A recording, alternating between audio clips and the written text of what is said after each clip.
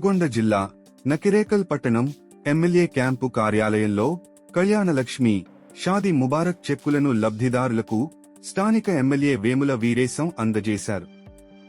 నకిరేకల్ నియోజకవర్గ రైతాంగాన్ని ఆదుకోవడం కోసం 200 కోట్ల రూపాయల పైగా ప్రభుత్వ నిధులు కేటాయించామని, త్వరలో బ్రాహ్మణ వెల్లేముల ప్రాజెక్టు ద్వారా 50,000 ఎకరాలకు నీరు అందిస్తామని తెలిపారు.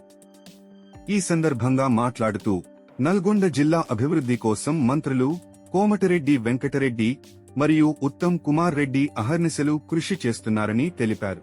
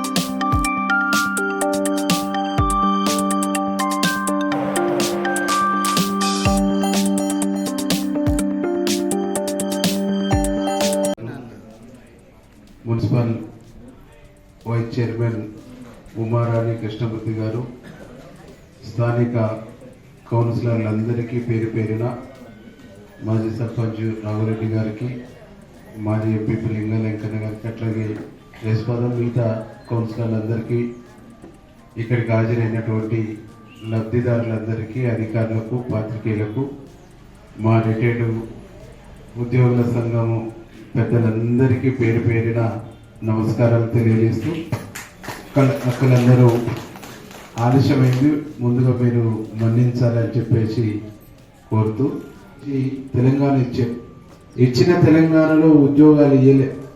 ఇచ్చిన తెలంగాణలో మన నల్గొండకైతే ఒక్క ప్రాజెక్టు కూడా పూర్తిగానే, ఒక్క ఇందిరమ్మ ఇండ్లు కూడా ఆనాడు ఇయ్యలే. కొత్త ఇండ్లు లేవు, కొత్త రేషన్ కార్డులు లేవు, కొత్తగా పెన్షన్ ఇచ్చింది లేదు. ఈ రాష్ట్రానికి ఏం చేసిర్రు అనేది ప్రజలు ఆలోచించి ఇందిరమ్మ ప్రభుత్వాన్ని, కాంగ్రెస్ ప్రభుత్వాన్ని తీసుకొచ్చిర్రు. ఈ పరిస్థితుల్లో మనం ఈ రాష్ట్ర ప్రజల్ని కాపాడాలి, రాష్ట్రాన్ని కాపాడుకోవాలి, ఉన్న అప్పులకు వడ్డీలు కట్టాలి, అప్పులు తీర్పాలి, కొత్తగా ప్రజలకు సేవ చేయాలనేటువంటి ఉద్దేశంతో ముఖ్యమంత్రి గారు ఈరోజు మనకు ఉచితంగా బస్సు ఇచ్చి, అట్లాగే 200 యూనిట్ల వరకు కరెంటు ఫ్రీగా ఇచ్చి, గ్యాస్ సిలిండర్ కూడా మనకు ఉచితంగా ఇచ్చి, 2 లక్షల రూపు రుణాలని కూడా దాదాపు 20,000 కోట్ల పైచలకు రుణాలని మాఫీ చేసి, సంక్రాంతి తర్వాత రైతులకు రైతు భరోసా కూడా 7,500 ఇచ్చేటువంటి కార్యక్రమాన్ని కూడా ముఖ్యమంత్రి గారు చేపట్టబోతున్నాం. ఆ తర్వాత ఇప్పటికే ఊర్లలో ఇళ్ల కోసం మీ అధికారులు మీ ఇళ్ల కాడికి వస్తాం. ఇల్లు లేని పేదవాళ్ళందరికీ 5 లక్షల రూపాయలు పెట్టి ఇందిరమ్మ ఇల్లు ఇచ్చేటువంటి ఒక కార్యక్రమాన్ని కూడా మన ప్రభుత్వం చేస్తాం. ఇంత ఆలోచించి ఈ ప్రభుత్వం ముందుకు పోతాం. మీరు కూడా ఆలోచన చేయండి. ఒక కుటుంబం ఆర్థికంగా కొంత ఇబ్బందులు వస్తాయి. ఆ ఆర్థిక ఇబ్బందుల నుంచి మనం గట్టెక్కడానికి అనేక రకాలుగా మనం ఇబ్బంది పడతాం, అనేక రకాలుగా మనం బాధపడుతుంటాం. కానీ ఈ రాష్ట్రానికి వచ్చినటువంటి ఆర్థిక ఇబ్బందుల్ని, ఈ రాష్ట్రానికి వచ్చినటువంటి అప్పులని ఈ ముఖ్యమంత్రి రేవంత్ రెడ్డి గారు చాలా జాగ్రత్తగా, చాలా ఆచితూచి ఇలా ముందుకు పోతుండనే ఒక విషయాన్ని మీకు ఈ సందర్భంగా గుర్తు చేస్తాం. నిన్న మొన్న మీరు చూసారు, కేటీఆర్ గారు మాజీ మంత్రి, ఆయన మీద కేసు. ఆయన మీద కేసు అయితే ఏదో ఆయన మీద కేసు జరిగితే ఆయనకి ఏదో అన్యాయం జరిగినట్టుగా అసెంబ్లీలో గొడవ చేసారు, మీరు చూశారు. ఎందుకు కేసు అయింది? 83 మందికి మనం ఇక్కడ పంపిణీ చేసుకుంటున్నాం. దాదాపు 83 లక్షల పైచిలకు డబ్బుల్ని ఈరోజు మీకు ప్రభుత్వం ఇస్తుంది. 83,09,116 రూపాయలు మీ అందరికీ ప్రభుత్వం, గౌరవ ముఖ్యమంత్రి రేవంత్ రెడ్డి గారు ఈరోజు అందిస్తాం. ఈరోజు నిజంగా ఈ రాష్ట్రంలో గౌరవ ముఖ్యమంత్రి గారు రేవంత్ రెడ్డి గారు ముఖ్యమంత్రి అయిన తర్వాత చాలా వరకు బీఆర్ఎస్ పార్టీ వాళ్ళు, గతంలో ముఖ్యమంత్రిగా మంత్రులుగా పనిచేసినటువంటి వాళ్ళు 6 నెలల కంటే ఎక్కువ ఈ ప్రభుత్వం ఉండదు, రేవంత్ రెడ్డి గారు దిగిపోతాడు, ప్రభుత్వాన్ని నడపలేరు అని చెప్పేసి మాట్లాడారు కూడా, బయటికి ఉపన్యాసాలు కూడా ఇచ్చారు.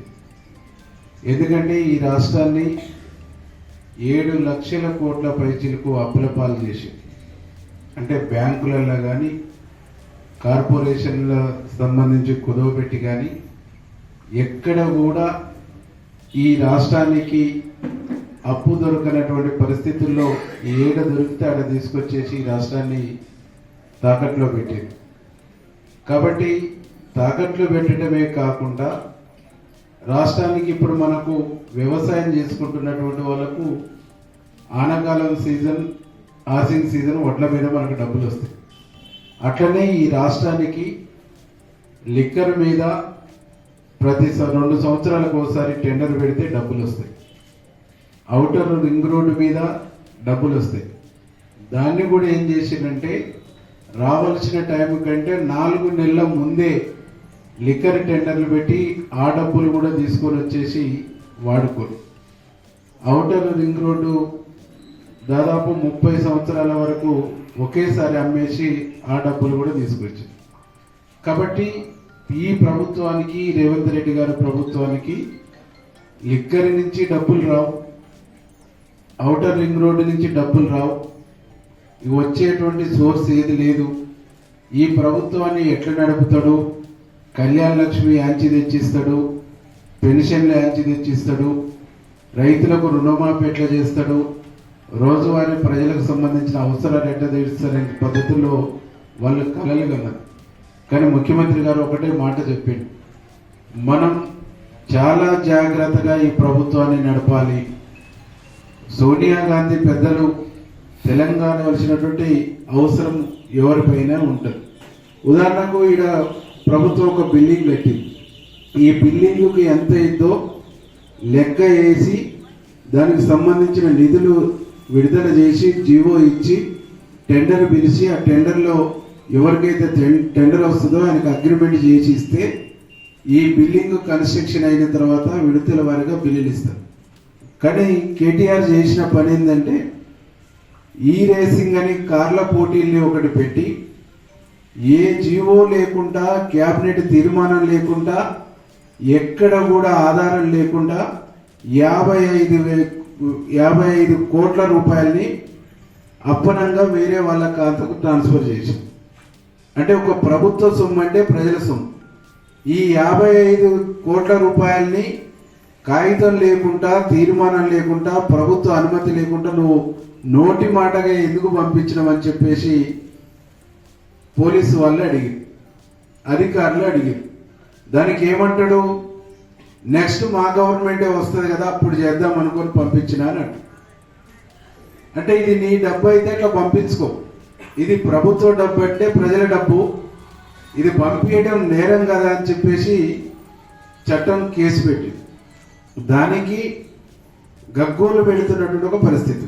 తప్పు చేసిర్రు, నేరం చేసిర్రు, ప్రజల సొమ్ముల్ని దారి మళ్లించిర్రు, ఈరోజు గగ్గోలు పెడుతున్నటువంటి ఒక పరిస్థితి మనం చూస్తాం.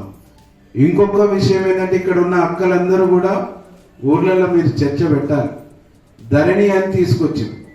ఆ ధరణి తీసుకొచ్చి ఏం చేసిర్రు, ఈ ధరణి వెబ్సైట్ అనేటువంటి సాఫ్ట్వేర్ను మన రాష్ట్రంలో, మన దేశంలో లేదు. అది ఎక్కడైనా ప్రభుత్వం సంబంధించి ఒక సాఫ్ట్వేర్ వచ్చినప్పుడు ప్రభుత్వ ఆఫీసులో, ఇప్పుడు నేను కళ్యాణ లక్ష్మి చెక్కులు పంచుతున్నా, ఎడ పంచుతున్నాం, ఇది ఎమ్మెల్యే క్యాంప్ ఆఫీస్ కాబట్టి ఇక్కడ పంచుతాం, లేదనుకుంటే ఎంపీడీఓ ఆఫీసులో పంచుతాం, లేదనుకుంటే ఎంఆర్ఓ ఆఫీస్ స్థలం, లేకుంటే ఏదైనా ఫంక్షన్ హాల్ కిరాయి తీసుకొని పంచుతాం. కానీ వాళ్ళు ధరణి సాఫ్ట్వేర్ ఏం చేసిందంటే వేరే దేశంలో, వేరే రాష్ట్రాలలో ఆఫీసులు పెట్టి అక్కడి నుంచి సాఫ్ట్వేర్ను వాళ్ళు ఆపరేట్ చేస్తారు. వాళ్ళకు నిజంగా మనకు నష్టం చేయాలనేటువంటిది కాక ఏదైనా దుర్బుద్ధి పడితే నీ భూమిని నీకు లేకుండా చేయొచ్చు, నీ భూమిని మార్చి ఇంకోటికి ఎక్కియచ్చు. ఇంత దుర్మార్గమైనటువంటి ఆలోచన చేసి గత ప్రభుత్వం, గత పాలకులు మన ఆస్తులకు సంబంధించి, మన భూములకు సంబంధించినటువంటి అంశాలన్నింటినీ కూడా ఆ సాఫ్ట్వేర్ కంట్రోల్లో పెట్టుకొని ఆ సాఫ్ట్వేర్ను వేరే దేశంలో ఉండేటువంటి వ్యక్తికి ఆ రైట్స్ ఇచ్చేసి ఈరోజు ఈ రాష్ట్రంలో ఉండేటువంటి 20 లక్షల ఎకరాల భూముల్ని పార్ట్ బిలో పెట్టి 20 లక్షల ఎకరాల భూములకు సంబంధించినటువంటి రైతుల్ని ఇబ్బంది పెట్టిన ఒక విషయాన్ని కూడా ఈ సందర్భంగా మీకు గుర్తు చేయాలి. కుట్రపూరితమైనటువంటి ఆలోచన గత ముఖ్యమంత్రి, గత ప్రభుత్వం చేసింది అనేటువంటి ఒక విషయాన్ని మీకు ఈ సందర్భంగా గుర్తు చేస్తాం. కాబట్టి మేము కొన్ని ఊళ్ళలో చూసినాం, కొన్ని ఊళ్ళల్లో పెద్ద మనుషులు ఉండేది, రికార్డు మొత్తం వాళ్ళ కంట్రోల్లో ఉండేది. ఇప్పుడు ఉదాహరణకు కప్పసాటి సీనుకు భూమి ఉంది, కప్పసాటి సీను ఇబ్బంది పెట్టాలంటే సీను చెవుకొని సీను పిలిచి, సీను మీకు పలానా కాడ మీ తాతతో భూమి ఉండాలి కదా, మరి నీకుండవలసిన పలానా ఆయనకి ఎట్లా ఎక్కిందో జర చూడుపు అంటే వాళ్ళిద్దరు తన్నుకుంటారు. తన్నుకున్న తర్వాత వాళ్ళు తిరిగి మళ్ళీ అదే పెద్ద మనిషి కాడికి వస్తారు. ఈయనని కంట్రోల్లో పెట్టుకుంటారు, ఆయనని కంట్రోల్లో పెట్టుకుంటారు. ఇట్లా ఊర్లలో పటేల్ వ్యవస్థ ఉన్నప్పుడు ఈ సిస్టమ్ ఉండేది. కానీ మళ్ళీ అదే సిస్టాన్ని ధరణి రూపకంగా కేసీఆర్ తీసుకొచ్చి ఈ రాష్ట్రంలో ఉండేటువంటి ప్రజల ఆస్తుల్ని, ప్రజల భూముల్ని, ప్రజల సంపదని తన కంట్రోల్లో, తన ఆధీనంలో పెట్టేసుకొని వాళ్ళందరినీ కూడా తన గుప్పిట్లో పెట్టుకునేటువంటి ఒక భయంకరమైనటువంటి కుట్రను చేసిండు. ఈ కుట్రని ఈ రోజు మన ముఖ్యమంత్రి గారు రేవంత్ రెడ్డి గారు ఛేదించి ధరణిని, ఆనాడు ఎన్నికల్లో కాంగ్రెస్ పార్టీ అధికారంలోకి వస్తే ధరణిని బంగాళాఖాతంలో వేస్తామని చెప్పేసి రేవంత్ రెడ్డి గారు చెప్పిండు, గౌరవ పెద్దలు రాహుల్ గాంధీ గారు కూడా చెప్పారు. ఆనాడు కేసీఆర్ అన్నాడు, ధరణిని బంగాళాఖాతంలో వేస్తారట, వాళ్ళకు ఓటేస్తారా మాకు ఓటేస్తారంటే ప్రజలందరూ కూడా బంగాళాఖాతంలో వేయమని చెప్పేసి కాంగ్రెస్ కేసీఆర్. ఈ రోజు మనం ధరణిని తీసుకొచ్చిన తర్వాత నీ భూమి, గతంలో మనం చూసినాం, భూమి వస్తే మన పేరు మీద పట్టా ఉంటే ఆ కాలంలో ఇది ఎట్లొచ్చింది, వారసత్వంగా వచ్చేది ఉంటే వారసత్వం అని రాసేట, కొన్నదైతే ఖరీదని రాసేటోళ్ళు, లేదు ప్రభుత్వం నుంచి వచ్చిందంటే అసైన్డ్ భూమి అని చెప్పేది, ఈనాం భూమి అని చెప్పేసి ఇట్లా రాసేది. అవన్నీ తీసేసి ఆనాడు ఇందిరమ్మ ఇచ్చినటువంటి పట్టాలు ఇచ్చినటువంటి భూములు పోయినాయి. దాదాపు ఈ రాష్ట్రంలో 5 నుంచి 10 లక్షల ఎకరాల భూముల్ని మాయం చేసి ఈరోజు మన ప్రభుత్వం వచ్చిన తర్వాత అవన్నింటిని కూడా తీసుకొచ్చి మళ్ళీ ప్రజలకు న్యాయం చేసేటువంటి ఒక ప్రయత్నం చేస్తుంది. కాబట్టి మంచి చేస్తున్నటువంటి ప్రభుత్వం, మంచి కోసం ఆలోచిస్తున్నటువంటి ప్రభుత్వం కొన్ని స్కీములు, కొన్ని విషయాల్లో 4 రోజులు ఆలస్యమైన పర్ఫెక్ట్గా ఇద్దామని చెప్పేసి మన ముఖ్యమంత్రి గారు చేస్తూ ఉండు పర్ఫెక్ట్గా మనకు వస్తాయని చెప్పేసి ఈ సందర్భంగా మీ అందరూ కూడా గుర్తు చేస్తూ ఇంకా కొన్ని మన కాడ కూడా ఈరోజు గురుకుల పాఠశాలలు ఉన్నాయి. ముఖ్యమంత్రి గారిని మేము కోరగానే ఒక గురుకుల పాఠశాలలో మహిళల దాంట్లో మనం బిడ్డను ఆ గురుకుల పాఠశాలలో వేసి మన కొడుకును ఇంకో గురుకుల పాఠశాలలో వేస్తే ఆదివారం వచ్చిందంటే అక్కడికి ఆయన కాడికి పోయి ఇక్కడికి బిడ్డ కాడికి రావాలంటే పరిగెత్తేటువంటి పరిస్థితి తల్లిదండ్రుల కాడ ఉందని చెప్పేసి మన ముఖ్యమంత్రి గారు ఆలోచించి అన్ని గురుకుల పాఠశాలలు ఒకే కాడ 30 ఎకరాల భూమి తీసుకొని 200 కోట్లు పెట్టి ఒకే చోట ఇచ్చేటువంటి ఒక కార్యక్రమాన్ని ముఖ్యమంత్రి గారు చేస్తుండ్రు. మన నియోజకవర్గానికి కూడా ఒకటి ఇచ్చిండు. త్వరలో దాన్ని కూడా పూర్తి చేయబోతున్నామని చెప్పేసి మీ అందరూ కూడా తెలియజేస్తూ ఇంకా మన నియోజకవర్గానికి ఏమేమి కావాలని చెప్పేసి ముఖ్యమంత్రి గారు మన ప్రభుత్వం మన జిల్లా మంత్రి వెంకరెడ్డి సారు పదే అడుగుతున్నారు. 1 by 1 ఈ టౌన్లో ఇల్లు లేని పేదవాళ్ళందరికీ 200 300 ఎన్ని ఇళ్ళు అవసరం ఉంటే అన్ని తప్పకుండా ఇస్తాం. ఊర్లలో ఉండేటువంటి వాళ్ళకు కూడా ఇల్లు ఇస్తాం. 3500 ఇళ్ళు ఇప్పుడు మనకు కేటాయించారు. ఈ 3500కు తోడుగా ఇంకా కొన్ని అదనంగా ఇళ్లను కూడా తీసుకొచ్చి ఇస్తామని చెప్పేసి మీ అందరూ కూడా తెలియజేస్తూ కాంగ్రెస్ పార్టీ మన కోసం పనిచేసేటువంటి పార్టీ, పేదవాళ్ళ కోసం పనిచేసేటువంటి పార్టీ, పేదవాళ్ళ గురించి ఆలోచించేటువంటి పార్టీ, పేదవాళ్ళ కష్టాలు చూసేటువంటి పార్టీ. కాబట్టి మన పేదవాళ్ళ కష్టాలు కన్నీళ్లు తూడ్చేటువంటి పార్టీ కాంగ్రెస్ పార్టీ. కాబట్టి మన పేదవాళ్ళందరం కూడా కాంగ్రెస్ పార్టీని కాపాడుకోవాలి. ముఖ్యమంత్రి రేవంత్ రెడ్డి గారికి మనం అండదండగా బలంగా ఉండాలని చెప్పేసి మీ అందరూ కూడా కోరుకుంటూ